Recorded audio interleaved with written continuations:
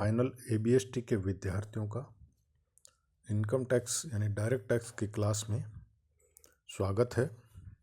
प्रिय विद्यार्थियों, आज हम अनिवासियों का कर निर्धारण असेसमेंट ऑफ नॉन रेजिडेंट्स यानी अनिवासियों के लिए कौन कौन सी आय कर योग्य होती है,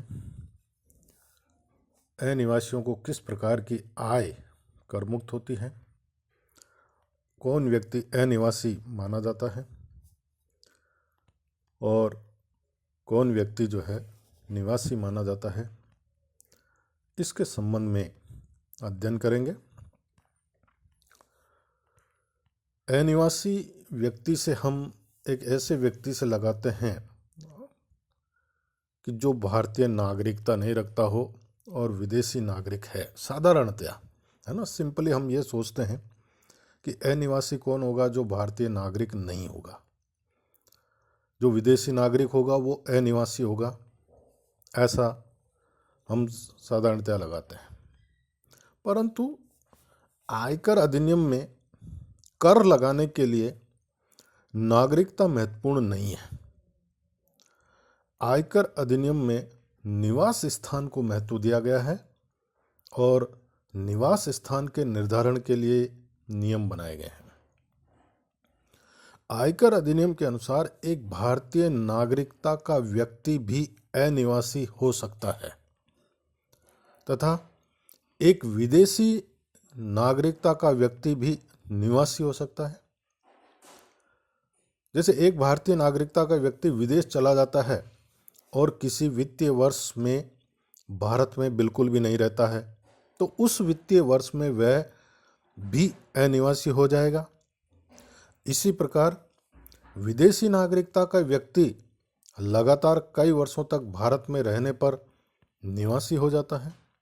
तो यानी यहाँ पर नागरिकता महत्वपूर्ण नहीं है। इनकम टैक्स में, आयकर में निवास स्थान महत्वपूर्ण है और विभिन्न प्रकार के करदाताओं का निवास निर्धारित करने के नियम भी जो है भिन्न भिन्न है। अनिवासी करदाता को हम दो भागों में बांट सकते हैं, अनिवासी कंपनी करदाता और अनिवासी व्यष्टि करदाता।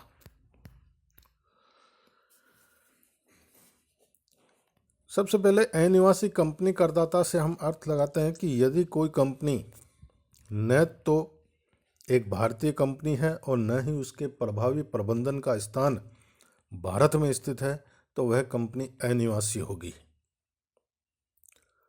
यानी प्रभावी प्रबंधन से भी हम उस स्थान से लगाते हैं जहां पर प्रमुख प्रबंधकीय और वाणिज्यिक निर्णय जो संस्था के व्यवसाय के संचालन के लिए आवश्यक हो वास्तव में लिए जाते हैं, तो वह कंपनी अनिवासी कंपनी करदाता होगी।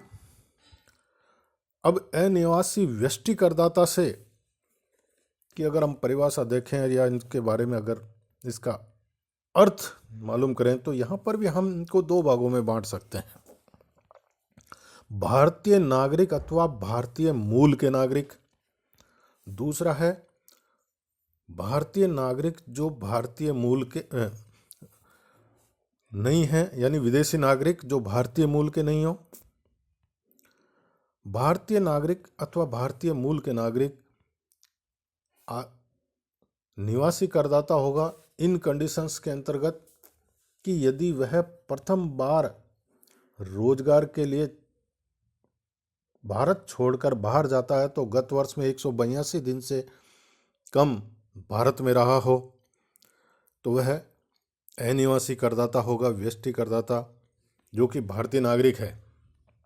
दूसरी कंडीशन, यदि वे किसी भारतीय समुद्री जहाजी बेड़े के चालक दल के सदस्य के रूप में किसी गत वर्ष में प्रथम बार भारत छोड़कर बाहर जाता है और उस गत वर्ष में वह 182 दिन से कम भारत में रहा है, तो वह भारतीय नागरिक होते हुए भी अनिवासी करदाता होगा। यदि वह भारतीय मूल का नागरिक है और भारत के बाहर से गत वर्ष में भारत में आता है परंतु 182 दिन से कम दिन भारत में रहता है, तो भी वह अनिवासी करदाता कहलाएगा। और यदि वह रोजगार के अलावा अन्य किसी उद्देश्य से पहली बार भारत के बाहर जाता है तो उस गत वर्ष में 60 दिन से कम अगर भारत में रहा है तो वह अनिवासी करदाता होगा। अन्य उद्देश्यों में व्यापार, उच्च शिक्षा, प्रशिक्षण ये आता है। रोजगार के अलावा अन्य किसी उद्देश्य से अगर वह पहली बार भारत से बाहर जाता है तो। अब ये तो वे कंडीशन हुई जब भारतीय नागरिक है, भारतीय मूल का नागरिक है, लेकिन वह अनिवासी होगा। अब विदेशी नागरिक जो भारतीय मूल के नहीं है, निम्न दशाओं में जो है विदेशी नागरिक अनिवासी होता है यदि वह गत वर्ष के पूर्व के 4 के गत वर्षों में 365 दिन या अधिक भारत में रहा हो और गत वर्ष में 60 दिन से कम भारत में रहा हो। और दूसरा, यदि वह गत वर्ष के पूर्व के 4 गत वर्षों में 365 दिन से कम भारत में रहा हो तो वह गत वर्ष में 182 दिन से कम भारत में रहा हो। तो ये कंडीशंस हैं, 2 कंडीशंस जो कि हम पढ़ चुके हैं। आप चाहे तो अपने जो बीकॉम थर्ड ईयर में जो इनकम टैक्स की बुक्स है उसमें जो निवासी करदाताओं या अनिवासियों का निर्धारण जो है चैप्टर है, वहाँ से भी हम अनिवासियों का जानकारी जो है वो प्राप्त कर सकते हैं, अध्ययन कर सकते हैं। तो ये कंडीशन ऐसी थी जब विदेशी नागरिक जो भारतीय मूल का नहीं है अनिवासी माना जाता है। और भारतीय मूल से आशय कि यदि कोई व्यक्ति स्वयं अथवा उसके माता पिता अथवा दादा दादी नाना नानी में से कोई भी अविभाजित भारत में पैदा हुआ हो तो उस व्यक्ति को भारतीय मूल का माना जाता है। अविभाजित भारत से आशय जैसा हम जानते हैं भारत, पाकिस्तान व बांग्लादेश से है।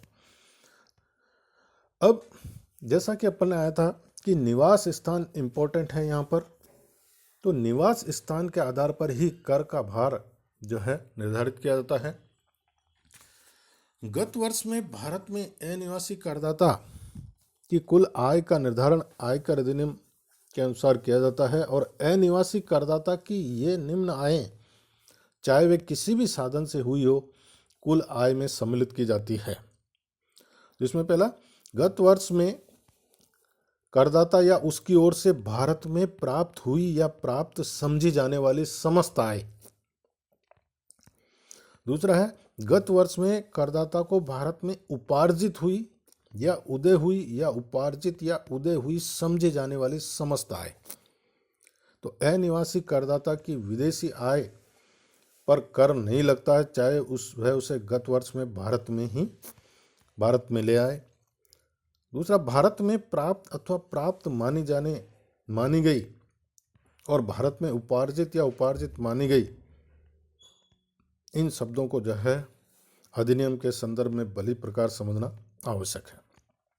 तो ये जो आय हैं इनका थोड़ा सा विस्तार से वर्णन दिया गया है कि भारत में प्राप्त की गई आय।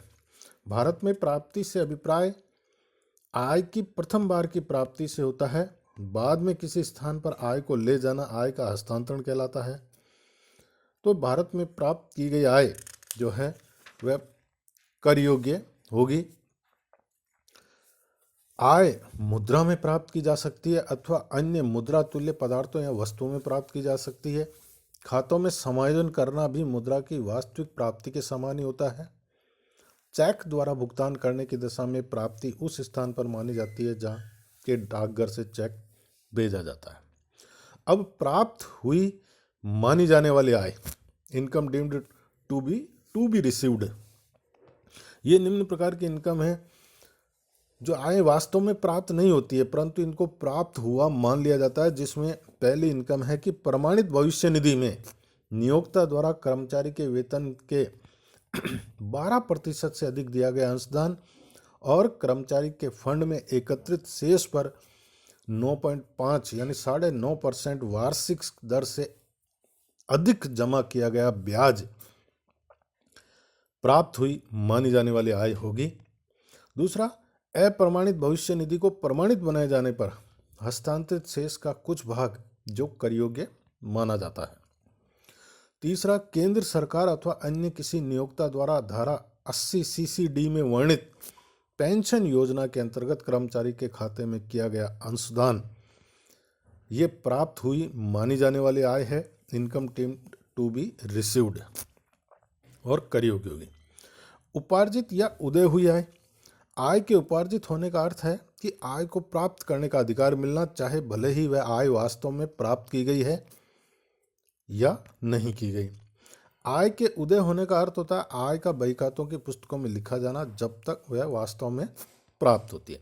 तो भारत में उपार्जित हुई या उदय हुई माने जाने वाली आय में ये निम्नलिखित जो है बिंदु हैं जो कि एक अनिवासी के लिए कर योग्य होते हैं।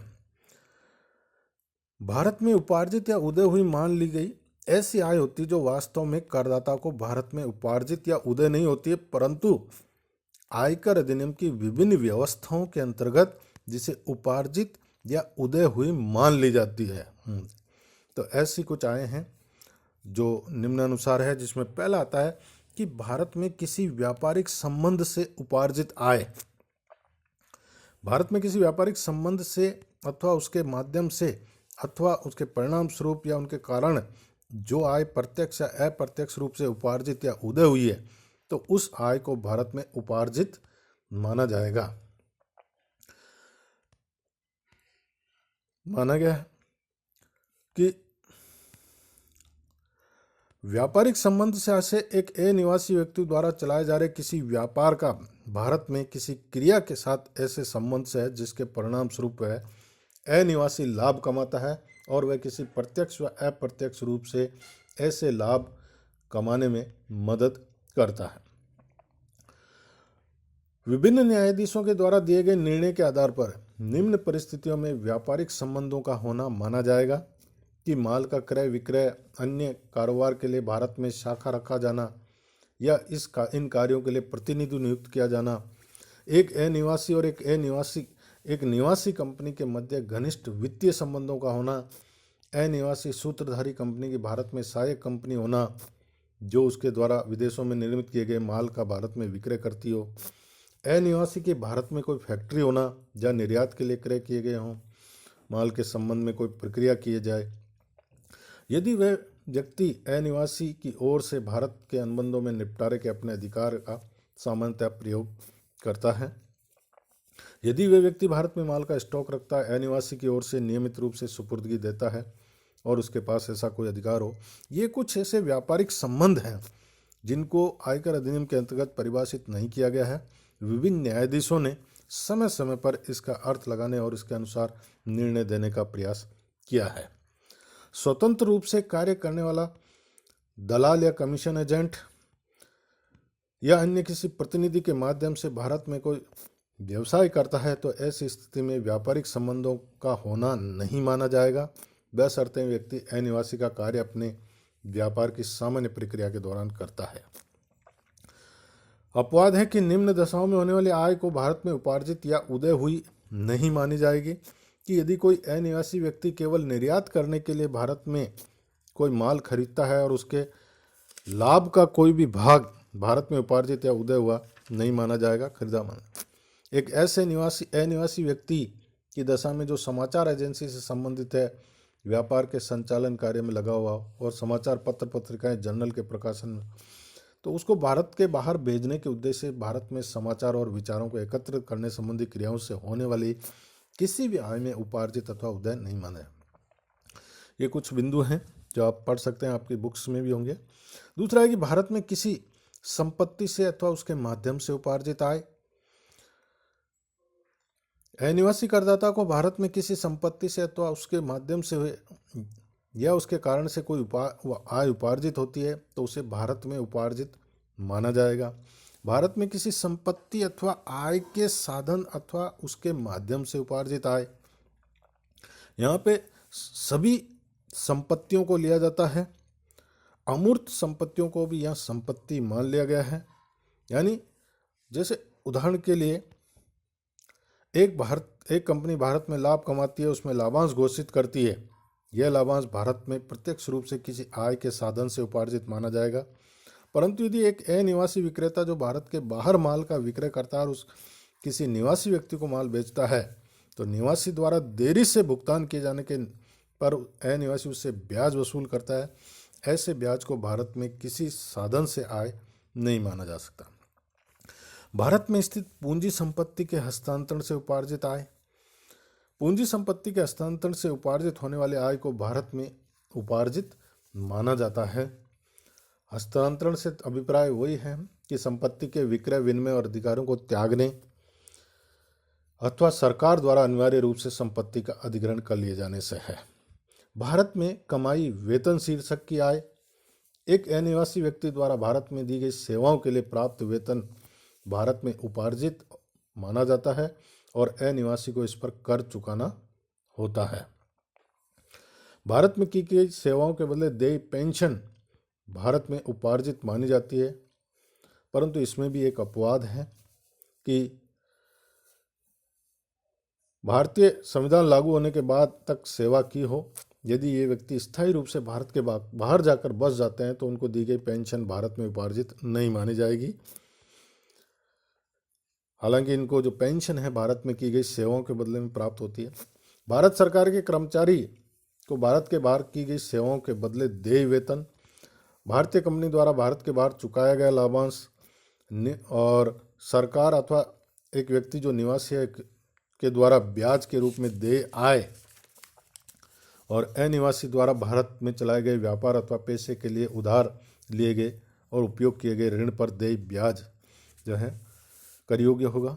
रॉयल्टी के रूप में देय आय और तकनीकी सेवाओं के बदले फीस के रूप में देय आय जो है वह अनिवासी के लिए कर योग्य होगी। तो ये आय ऐसी थी कि इनके लिए जो है अनिवासियों के लिए कर योग्य होती है। आय को उपार्जित समझे जाने वाले उपरोक्त सभी प्रावधान निवासी करदाताओं पर भी लागू होते हैं, परंतु एक अनिवासी करदाता के लिए इसका प्रयोग की आवश्यकता नहीं पड़ती। एक निवासी करदाता अपनी समस्त आय पर कर चुकाता है, भले ही वह किसी भी स्थान पर उपार्जित हो अथवा प्राप्त हो। इन व्यवस्थाओं का महत्व जो है वो अनिवासियों के लिए ही है। धन्यवाद।